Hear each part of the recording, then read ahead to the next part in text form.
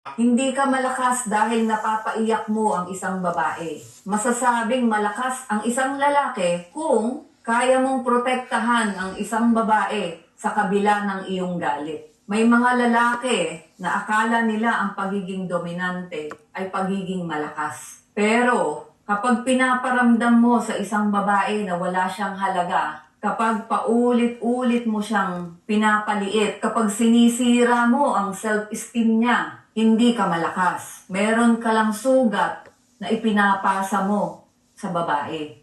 Meron ka lang sugat na ipinapasa mo sa iba. Dahil ang tunay na lakas ng isang lalaki ay hindi nananakit, hindi nang liliit, hindi nang aabuso. Ang tunay na lakas ay may respeto, kahit galit ka, kahit nasasaktan ka, kahit hindi kayo magkasundo. At alam mo kung bakit? Dahil napakadaling manakit, napakadaling sumigaw-sigaw dyan, pero kailangan ng maturity para manatiling may respeto at kalmado. Kaya tandaan mo ito, ang paraan ng pagtrato mo sa isang babae ay maraming sinasabi tungkol sa pagkatao mo. Meaning reflection ng pagkalalaki mo. At ito ay hindi sa harap ng maraming tao, kundi ito ay sa loob ng inyong tahanan na walang nakakakita. At sa huli, pagdating sa relasyon nyo, hindi ang tagumpay mo ang maaalala ng mga tao, kundi paano mo tinrato ang taong nagmamahal sa'yo. Hindi ka malakas dahil napapaiyak mo ang isang babae. Masasabing malakas ang isang lalaki kung kaya mong protektahan ang isang babae sa kabila ng iyong galit.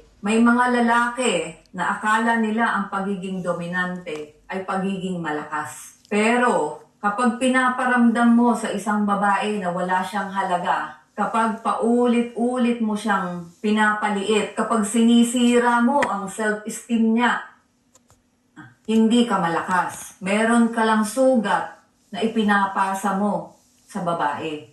Meron ka lang sugat na ipinapasa mo sa iba. Dahil ang tunay na lakas ng isang lalaki ay hindi nananakit, hindi nang liliit, hindi nang aabuso. Ang tunay na lakas ay may respeto, kahit galit ka, kahit nasasaktan ka,